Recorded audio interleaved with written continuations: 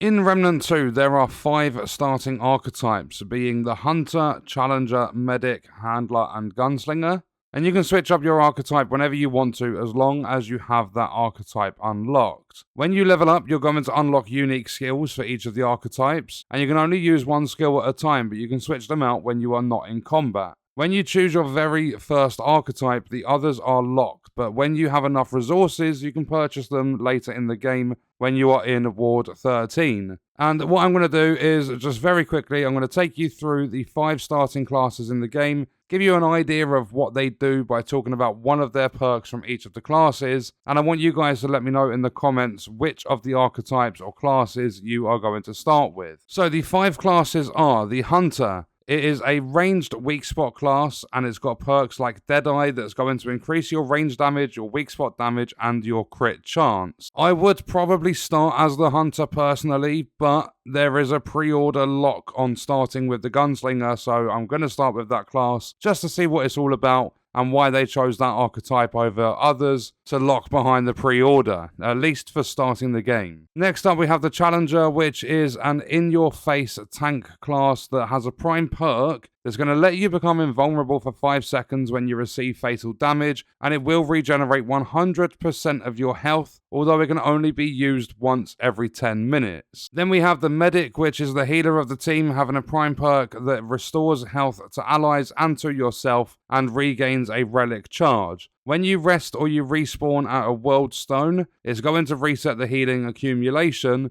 and each additional player will increase the healing requirement by 50%. Then we have the Handler, and it's the class that I believe a lot of players are going to go with because it has a companion. You have a little dog that's going to roam around with you, but it's also a utility class for a team. The prime perk is really going to help, as when the Handler is downed, the companion will attempt to revive them at 50% of their health. You can also use a command to get your companion to revive teammates if that ally has a Dragon Heart available. And then we have the Gunslinger. It's a class that you can only start the game with if you pre-order. But even if you don't pre-order, you will eventually be able to purchase the Gunslinger later in the game. The damage perk on this fast-firing ranged class is going to grant 15% fire rate, 25% range damage, and 5% crit chance for all firearms. So you have a bunch of different ways to play this game.